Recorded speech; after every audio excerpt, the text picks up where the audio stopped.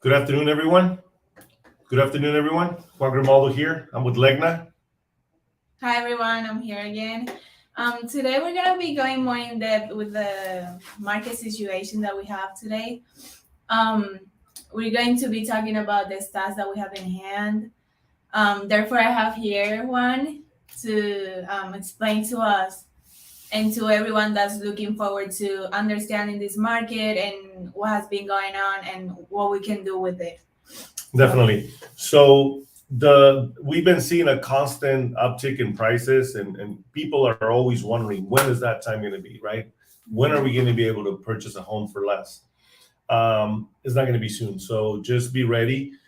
For those of you that are waiting, and I know I've been talking about this for years now, for the market to crash, it's not going to crash unless we have a war. Seems like there's some going on over there in that realm, but unless that happens, that's a possibility, right? It has to be something catastrophic that happens that may make the market shift. But as of right now, I don't think there's anything that signals in that direction. Actually, they're expecting the prices to continue to rise throughout this whole year. So what happened last year? What was the appreciation in homes? And if you own a home, I'm sure you know, right? You can see that in your app and find out what your home is worth. We can get you a more in-depth analysis if you're considering selling. Yet, if you're just curious, again, we can still help you with that. But we appreciate it in general about 28%, which is a lot. So let's say that you had a house that was worth 500,000 last year. That's a big jump, right? So about 30% is $150,000 in appreciation, which is not out of the picture. I mean, we've seen it. And right now we're in a seller's market, and our Phoenix market has never been stable. I mean, it's always been crazy, right? Even from 2005. So a lot of people ask, so what's causing that? What is making those prices go higher? What do you think, Lena? Um, I have no idea. Can you tell me? Okay, so Lena just started working with us alone. Yes. 3 weeks. Okay, what have you heard that you say, oh, I had no clue that was happening? Or I've heard that a lot of people are moving here from other states. okay, Right. so that's contributing to the increase of the demand. So people from California, Illinois, Colorado, I mean, all over the place, they're moving here. Washington is a huge contributor of people that are moving here. So that's helping with that demand and supply being of pace. So what's happening also is we have very little inventory, and what it means is there's very few homes and there's a lot of people buying. And when that happens, the prices naturally go up. It's supply and demand, and a lot of buyers are again just waiting for that perfect time. The only issue with that is the rates just went up. So if your rate goes up and your price goes up, your payment's going to be super, super high. And what that'll cause is a lot of people are going to be priced out of the market. We actually worked with your parents when they purchased their home. What was it, 3 years ago? Wow. 4 4 years ago? 4 years ago. Do you remember how much you guys bought the house for? Yes, it was for 199,000. Right. So they bought a house for 190,000. That same house right now, 4 years later, it's 400,000. Yeah. So and their rate was probably like 2.5%. Now the rates are at 3.8, which makes a huge difference in your payment. And so what does all these mean, right? What all this stuff means is that there's no homes, rates are going up, prices are going up.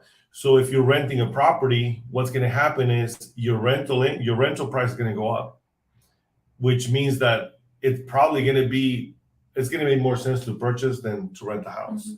So real estate is naturally an investment. Most people that buy a home, they buy it to live in it, right? And I think that's the best way to do it. And that's why you buy a house. You need a place to live. And either you're paying your own mortgage or you're paying somebody else's mortgage, right? So if you were to go out and rent the property, regular 1,800 to 2,000 square foot home, it's going to cost you about $2,000 to $2,400 a month, which is equal to a $400,000 mortgage payment, give or take, depending on your down payment. So, and what's happening right now with all these price increases, like your parents, they're equity rich. Yeah. You know what that means?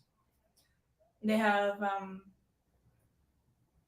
equity in their home. They have increased the value of Exactly. home. Yeah. And now some people, what we're doing with our clients is we're not only just keeping that equity there, what we're doing is we are increasing their wealth by taking a little money out of that property and putting it into another home. And now they own two homes and they're paying maybe a little bit more or similar to what they were paying because the rate's so low, right? Yeah. So if you're out there considering, what can I do with the equity that I have? It's there, right? It's just sitting there. Just think about that money that you have in your home as money in the bank. You guys know what the bank pays you if you have money in the bank? No. Very little, like 0.1%. And what that is nothing. Just have to pay taxes on that little gain. However, if you were to pay, let's say Legna bought a house last year and the property values went up about 100,000, but you didn't only buy the house you have. Let's say your parents bought another house and now they have two homes and they went up 100,000 each. Yeah. How much is that in 1 year? 200,000, right? So you, instead of just owning one home and building equity on one, you can actually build equity in both. And this is where you start creating wealth by using other people's monies, which is the bank, right? The bank is willing to lend you because they know that if you don't pay that house, they're going to take it. And obviously there's equity in it, like I was showing you guys earlier. So most people see real estate as even a better investment than stocks, gold, or savings because of the rate of appreciation. And let's say you own a home. When you're making that mortgage payment every month, your mortgage amount balance drops little by little, right? So if you have two homes, you're paying your mortgage and the other tenant's paying your mortgage. So you're bringing those mortgages down. And every single year, your price is going to increase. So you're making money both ways. Yeah. See where I'm going? So your price drops, the amount of money that you owe drops while your equity builds up, right? And then the taxes and the insurance, I'm not an accountant, so go consult with them, but they're typically a tax deduction. So you're making money and it's called the compound interest, which is what your bank charges you, right? That's why banks love lending money because they charge you quite a bit of money in the long run. So Einstein used to say that the compound interest is the eighth wonder of the world. Why? Because it makes you rich. That's why the rich get richer.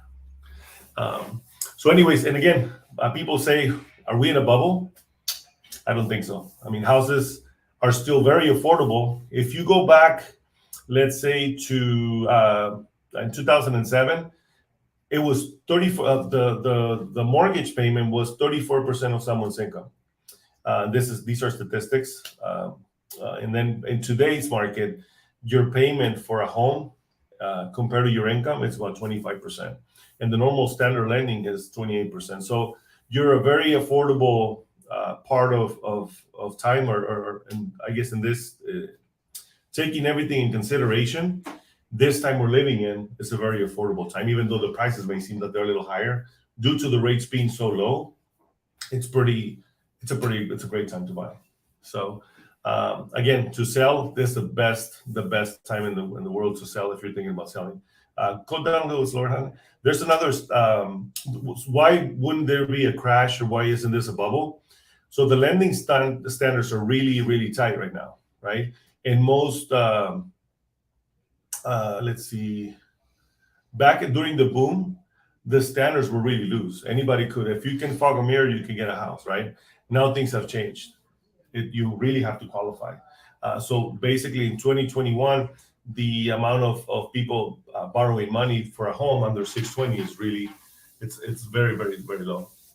Compared to in billions, so if you put that in perspective, back in 2006, there was about 400 billion in debt that were less than 620 credit score, which is higher risk borrower. 2021, we're less than 50 billions in debt for that amount. To put things in perspective, the affordability is great. You can buy a nice home with a decent mortgage payment based on the rates. You have any questions like that for me so far? Because I'm going too fast. Can you think of anything? Me not knowing a lot, I would like to further understand what happened in that boom in 2008. Okay, so back in 2000, actually in the 90s, in the late 90s, they passed laws to prevent discrimination, which I think is great, right? But the banks were also forced a little bit to go and do things that they were not kosher, because they were forced to lend to people that couldn't qualify or couldn't repay the debt. And then they started getting creative. So I think this was created by everybody. Some people like to blame one or the other. This is my personal opinion. And the banks got very creative on how to lend with, lower credit scores, higher rates for higher risks, and they just started lending money to people that couldn't pay for those mortgages. So what happened was anybody could purchase a home, an investment home, and honestly, people didn't know what they were doing. And when I say that, I'm included, because I bought a house with an 80-20 loan, which means a bank lent me 80%, the other bank lent me 20%, and I didn't put any money down, right? The rate back then was 10 and I think it was 8 and 10%. Mm-hmm. On the 80% was 8%, and on the other loan was 10%. So that was super high rate. So on average was 9%. My payment was, I think, $2,200 for a $250,000 mortgage. So when people say that the market is bad right now because the rates are going up, we're like half of what they used to be, and the prices are a little bit higher, yet still affordable. So what happened, going back to your question, is they started lending to anybody and everybody. So people that couldn't qualify were buying homes, not only buying homes, but also investments. And then they were using those homes as credit cards. Mm-hmm. So they were pulling money out to go on vacation, buy boats. Again, I'm guilty of that. And what happened was, when the market started dropping, we just let our homes go because we had no skin in the game, meaning that we didn't put any money down, so it didn't hurt us to let them go. Mm-hmm. And that was with the first home, because I bought it as an investment, right? And then the second home, we lived there until 2011, which is when the market started coming up. We bought it for $270 and $250, and it dropped to $100,000. We sold it for $100,000. So it sold on a short sale, meaning that the bank took less than what the property was worth and settled with me. So that's what costed it. People being reckless, banks being reckless, government, I think, being a little reckless. And at the end of the day, what happened was bad. So 2012, they brought Dodd-Frank, I think it's 2012, 2011, which is regulation for the banks so that there was no predatory lending, which was what happened, right? I mean, the banks were getting creative to lend money, make money, but they were not using very high, I guess, security measures to protect their investors. Because what banks do is they lend money from investors, right? So when you go and get a loan for a house, what happens with that loan, it's sold in the secondary market, which is those investments, the 401ks and investment portfolios where people buy mutual funds and all that. So these are investments where the banks put those securities as collateral so that people go in and invest in these properties, right? So this is real money that got lost, right?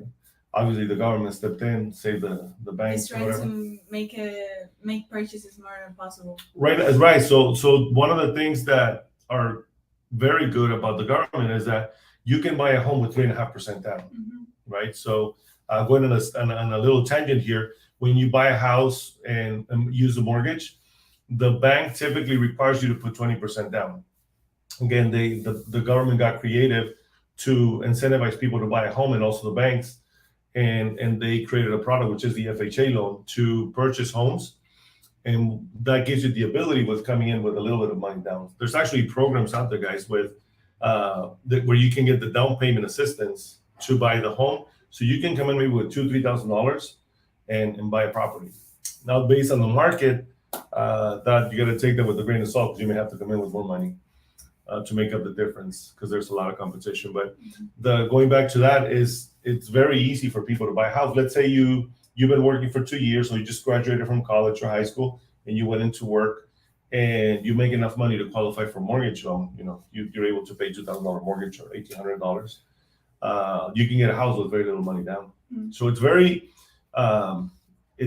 accessible to purchase a home, and most people don't know that. They think that they need 20% down. So going back to the government, they actually got a creative to help people and incentivize them to buy a home, and they do a mortgage insurance. So you put 3.5% down, and they'll cover the bank with an insurance for the other amount, and they're allowed to lend you on a lower down payment, I guess. Good to know.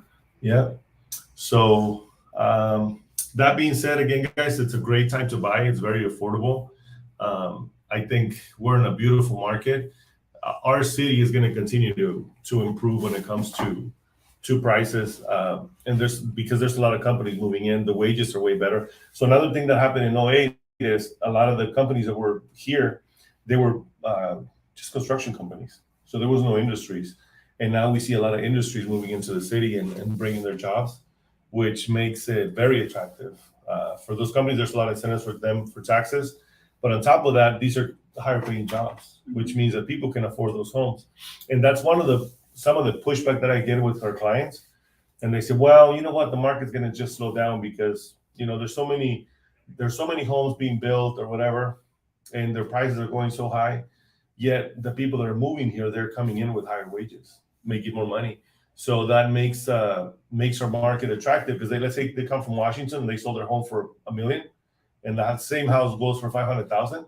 For them, it's a bargain, right? Wouldn't you agree? Yeah. So let's say again they're coming with a $700,000 home they just sold, and they're buying a house similar, $400,000. That's attractive, and they're like, I'll pay $20,000 more. And that's what's happening when people are outbidding each other because there's so many people coming in here and doing that. Yeah. Yeah, that's great to know. Good information for people that aren't aware of what has happened in the decades before and what has caused all of this that's going on right now. Yeah. What do you think is the future for the market? I think it's great. I think we're pretty healthy. Again, if nothing happens, nothing crazy, then we should be fine. But we don't have a crystal ball, guys, and that's something that we always want to say is we don't know what the future holds. We base everything on numbers. We don't base it on emotion. And we're in the trenches basically doing deals all the time. And what we share with you is what we see and what we experience, right? So when you go to a new builder and has a waiting list of 100 people waiting to get an opportunity to get into a contract, I mean, that tells you a lot.